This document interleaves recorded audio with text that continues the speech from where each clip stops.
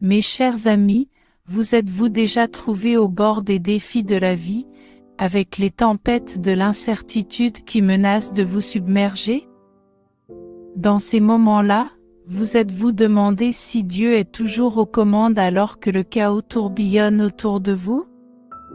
Ces questions touchent le cœur de nombreuses personnes qui cherchent non seulement des réponses, mais aussi des idées profondes, des révélations et une foi inébranlable.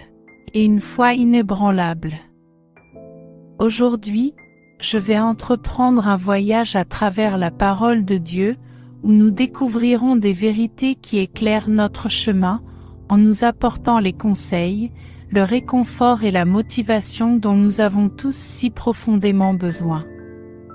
Permettez-moi de vous rappeler rapidement que je vais également prier avec vous une prière puissante au nom de Jésus. Regardez donc jusqu'à la fin, et ouvrez vos cœurs pour recevoir les bénédictions de cette prière. Mes amis, au milieu des épreuves de la vie, alors que nous naviguons sur les mers turbulentes de l'incertitude, il est naturel de chercher le réconfort et la compréhension. Comment pouvons-nous trouver le calme au milieu de ces tempêtes?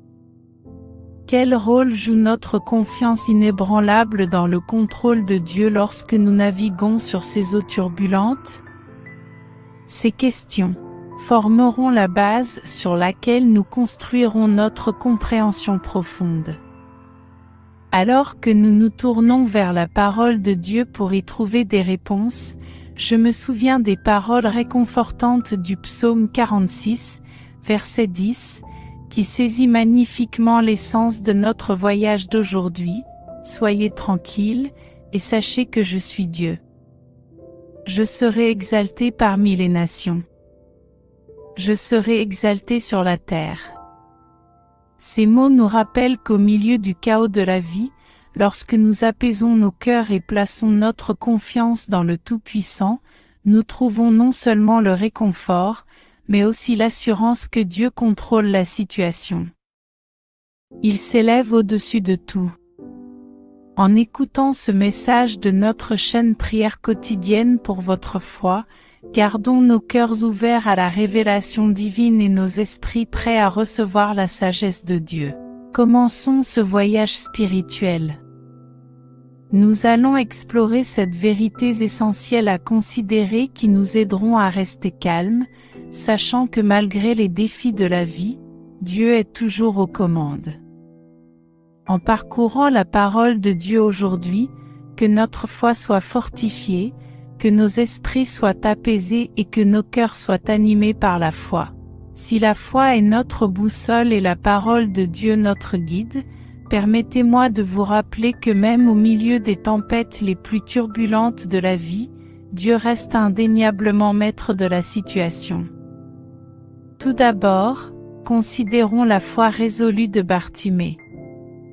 Dans l'évangile de Marc, chapitre 10, versets 46 à 52, nous découvrons l'histoire édifiante de Bartimée, un mendiant aveugle assis au bord de la route.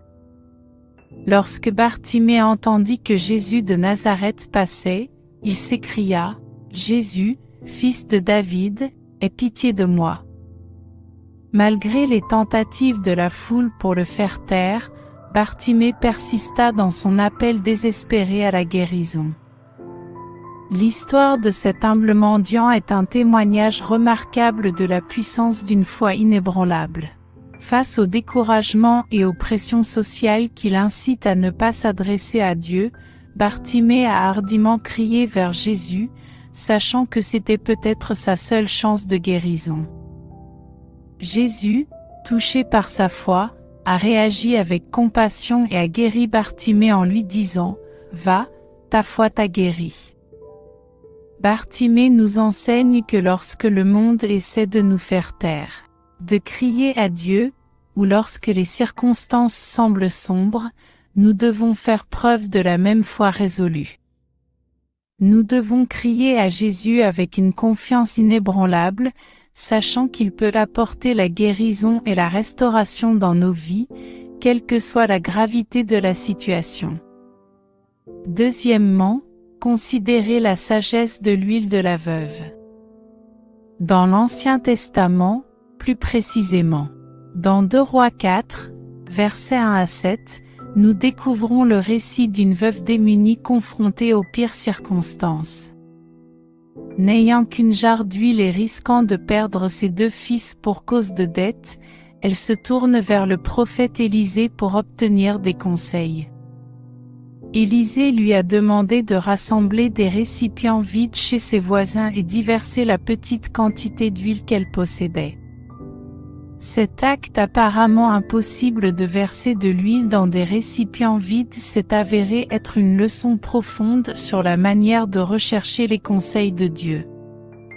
Même face au désespoir, alors que la veuve obéissait aux instructions d'Élisée, l'huile s'est miraculeusement multipliée, remplissant tous les récipients qu'elle avait collectés. Grâce à cette intervention divine, ses dettes ont été payées, et elle et ses fils ont été sauvés de l'esclavage. L'histoire de l'huile de la veuve nous enseigne que lorsque nous nous tournons vers Dieu pour être guidés, même dans les moments de pénurie et de désespoir, il peut multiplier nos ressources au-delà de notre compréhension. Elle nous rappelle qu'en temps de crise, notre confiance dans les conseils de Dieu peut déboucher sur des bénédictions et des provisions inattendues. Numéro 3. Considérez le courage de la femme cananéenne.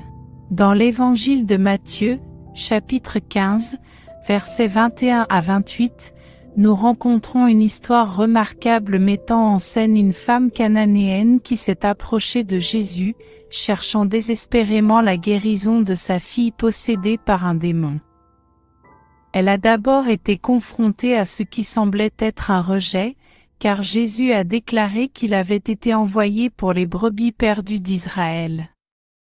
Le courage et la détermination de cette femme ont brillé de 1000 feux.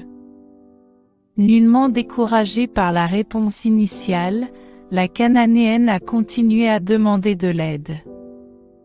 Elle a même répondu avec humilité, en disant « Oui, Seigneur, même les petits chiens mangent. » Seigneur, même les petits chiens mangent les miettes qui tombent de la table de leur maître.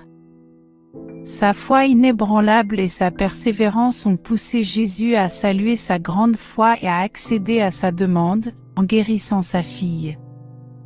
Combien d'entre nous, à l'écoute, pourraient être aussi humbles que cette femme cananéenne? Dans quelle mesure êtes-vous persévérant dans la foi? Cette histoire nous met au défi de persister dans notre foi, même lorsque nous sommes confrontés à des obstacles et à un rejet apparent. Elle nous encourage à faire confiance à la bonté et à la grâce de Dieu, même dans les moments où il semble tarder à agir. L'exemple de la Cananéenne nous rappelle que notre persévérance dans la prière et la foi peut déplacer des montagnes et apporter les bénédictions que nous recherchons.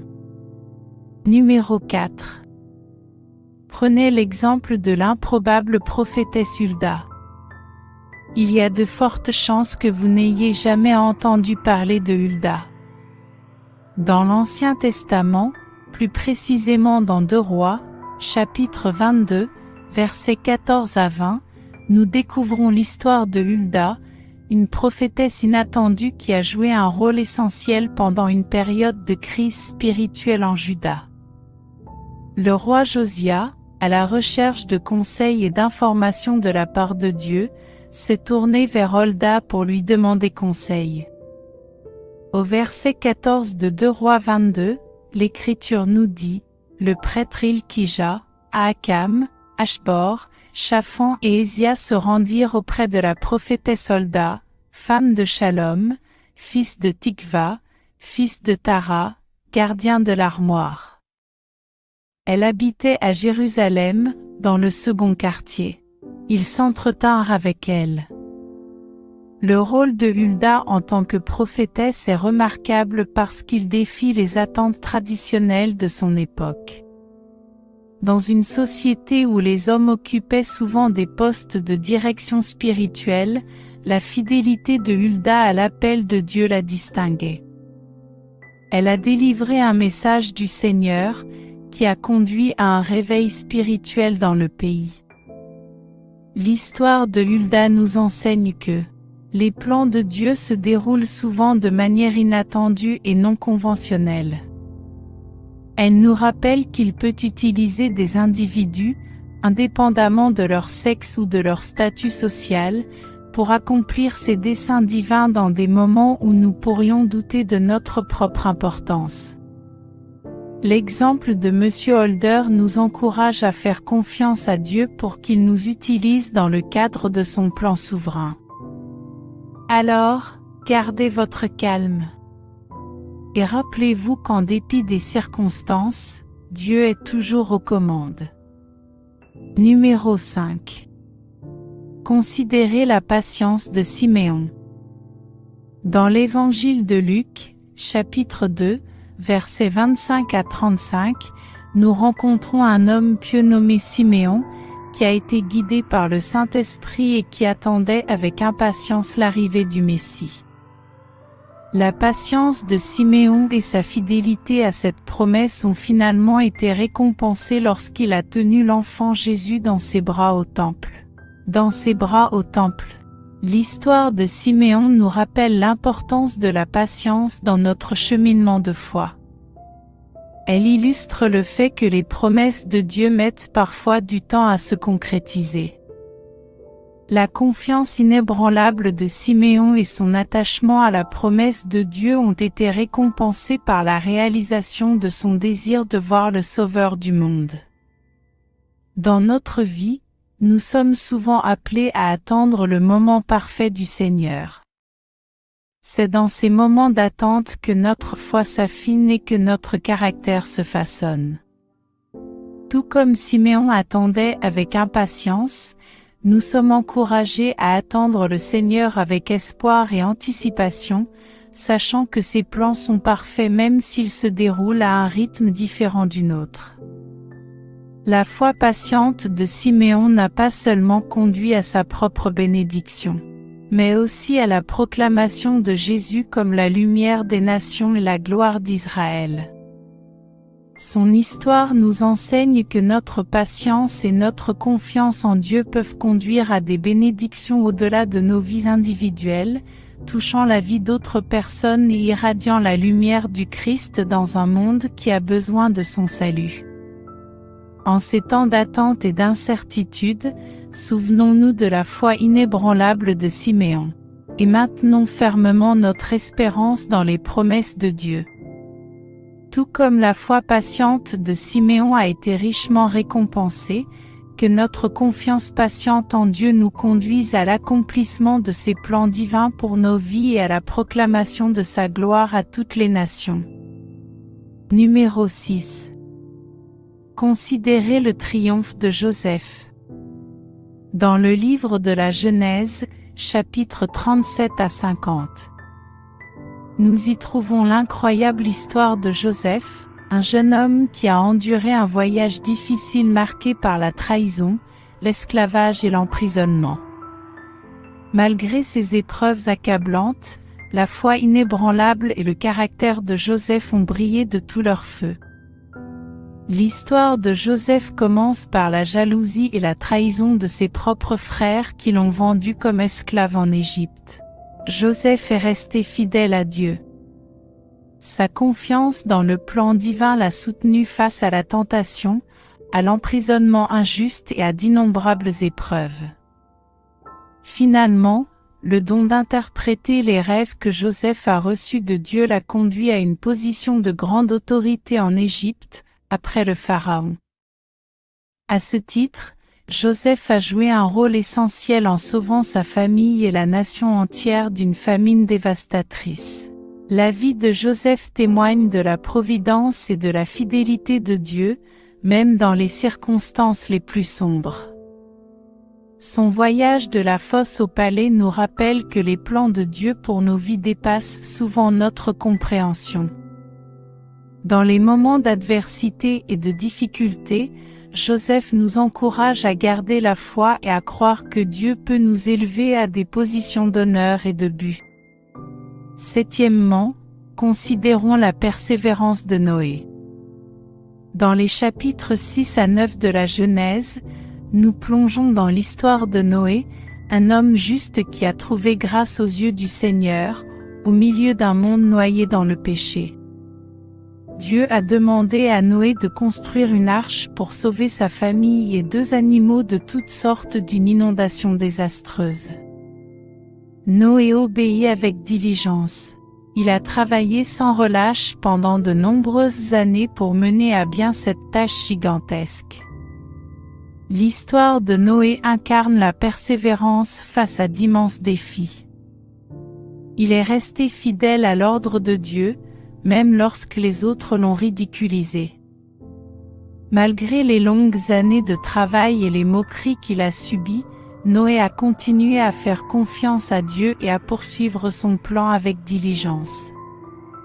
L'obéissance, la patience et la foi inébranlable de Noé servent d'exemple. Et la foi inébranlable de Noé nous rappelle que Dieu honore ceux qui persévèrent à suivre sa volonté. Dans notre propre vie, nous pouvons rencontrer des épreuves qui nous semblent insurmontables, mais l'exemple de Noé nous encourage à persévérer dans notre foi, confiant que les promesses de Dieu finiront par s'accomplir. Mes amis, tout comme Noé a trouvé la sécurité et la délivrance dans l'arche pendant le déluge, nous pouvons nous aussi trouver le refuge et le salut dans l'arche. Nous aussi, nous pouvons trouver refuge et salut dans notre foi en Christ. Grâce à notre persévérance et à notre confiance en Dieu, nous pouvons traverser les tempêtes de la vie et sortir victorieux de l'autre côté, sachant que Dieu est toujours aux commandes, comme il l'était à l'époque de Noé. N'oubliez pas que Dieu est le même hier, aujourd'hui et à jamais. Mes chers amis, alors que nous réfléchissons à ces 7 vérités essentielles, saisissons fermement la vérité que Dieu est effectivement aux commandes. Au milieu des tempêtes de la vie, nous pouvons nous appuyer sur une foi résolue. Nous puisons notre force, notre sagesse et nos encouragements dans les personnages bibliques qui ont traversé les tempêtes de la vie avec une foi inébranlable. Comme le dit Proverbe 3, versets 5 et 6, « Confie-toi de tout ton cœur dans le Seigneur, et ne t'appuie pas sur ta propre intelligence. Soumets-toi à lui dans toutes tes voies, et il rendra ton chemin droit. » Rappelez-vous l'assurance que Dieu est toujours aux commandes. Gardez confiance en lui, et vous trouverez le calme dans chaque tempête. Maintenant, à tous ceux qui se trouvent à portée de ma voix, allons prier le Seigneur. Je veux que vous fassiez cette prière avec moi, afin que vous puissiez bénéficier de toutes les bénédictions de cette prière. Prions notre Dieu de grâce et de miséricorde, Père céleste, Seigneur très aimable, Dieu tout-puissant, tu es l'alpha et l'oméga. Tu es le premier et le dernier, le commencement et la fin. Je te loue, Seigneur, car tu es le Dieu puissant qui apaise les tempêtes de nos vies. Tu es l'ancre dans nos mers agitées, et nous exaltons ton saint nom. Seigneur, je suis reconnaissant de trouver en ta présence la paix, la force et une confiance inébranlable. Père Dieu, je viens humblement devant toi aujourd'hui, reconnaissant mes défauts et mes péchés. Je te demande pardon, cher Dieu, pour les fois où j'ai douté de ton contrôle et remis en question ton pouvoir. Seigneur, pardonne-moi toutes mes offenses. Crée en moi un cœur pur et renouvelle en moi l'esprit juste, comme je pardonne aussi aux autres qui m'ont offensé. Au nom puissant de Jésus, je déclare la victoire sur toutes les tempêtes de ma vie, présente et future. Je réprimande l'esprit de doute, de peur, d'inquiétude et d'anxiété, sachant que tu contrôles toutes choses. Au nom de Jésus, Je lis toute malédiction et toute forteresse qui cherche à me maintenir dans l'esclavage. Je déclare que je suis libre et habilité à surmonter toutes les tempêtes. Seigneur, par tes meurtrissures, je suis guéri.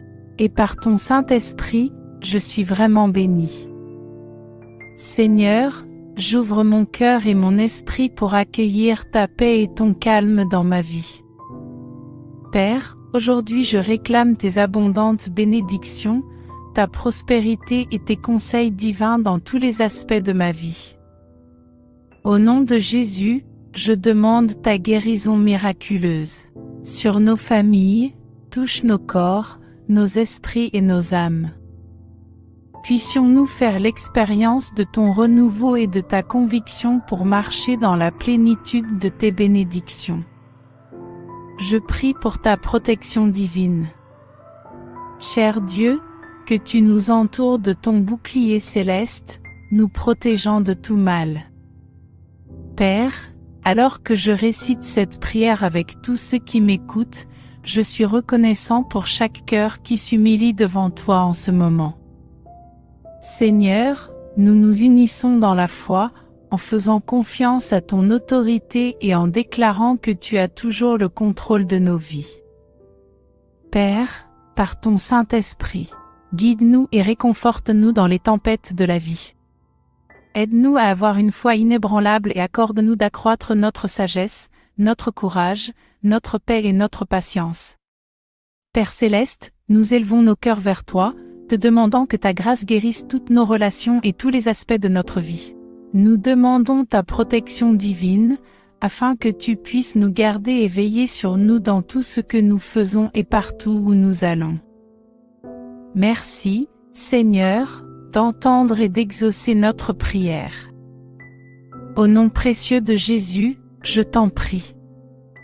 Je te prie, au nom précieux de Jésus, de m'exaucer. Si vous avez été bénis par ce message, tapez le mot Amen dans la section commentaires ci-dessous. Je déclare que toutes les bénédictions de cette prière sont maintenant sur vous. Au nom de Jésus. Vous pouvez nous aider à atteindre plus de personnes et à répandre l'Évangile. Vous pouvez le faire en partageant la vidéo avec un ami ou un membre de votre famille qui a besoin de la bénédiction de cette prière et en cliquant sur le bouton « J'aime ». N'oubliez pas non plus de vous abonner à la chaîne pour plus de vidéos qui béniront votre cœur et élèveront votre esprit. Nous apprécions tous ceux qui nous soutiennent. Vous êtes bénis d'être une bénédiction. Maintenant, pour ceux qui écoutent et qui veulent accepter Jésus-Christ comme leur Seigneur et Sauveur, je vous exhorte à recevoir la grâce de Dieu avec un cœur ouvert et repentant. Commencez là où vous êtes. Votre passé n'a pas d'importance. Jésus est venu chercher et sauver ceux qui sont perdus. Dieu vous aime. La volonté de Dieu n'est pas que quelqu'un périsse, mais que tous parviennent à la repentance. Dites cette simple prière de salut pour vous-même. Cher Seigneur Jésus, je sais que je suis un pécheur et je te demande pardon. Je crois que tu es mort pour mes péchés et que tu es ressuscité des morts. Je me détourne de mes péchés et je t'invite à entrer dans mon cœur et dans ma vie. Je veux te faire confiance et te suivre comme mon Seigneur et mon Sauveur. Seigneur Jésus, entends ma prière. Merci, Seigneur, de m'avoir sauvé. Amen. Maintenant que vous avez fait cette prière, vous pouvez demander à un pasteur de vous baptiser dans une église locale et de rendre cette décision publique. Le baptême est un symbole de cette décision de suivre Jésus. Je vous encourage ensuite à vous réunir avec d'autres croyants pour en savoir plus sur votre nouvelle vie, et pour mieux connaître Dieu.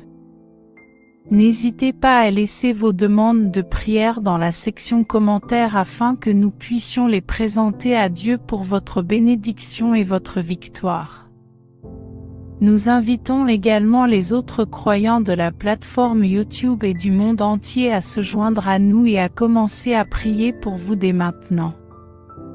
Et nous voulons que vous sachiez que même si vous ne voyez pas de réponse à votre demande de prière, cela ne signifie pas que nous n'avons pas prié pour vous. Soyez assurés que nous élevons activement chaque demande vers Dieu. C'est conforme à sa volonté. Nous croyons au pouvoir de la prière pour apporter réconfort, guérison et conseil conformément au plan parfait de Dieu. À Dieu soit toute la gloire. Que la grâce et la paix de notre Seigneur Jésus-Christ soient avec vous tous. Amen.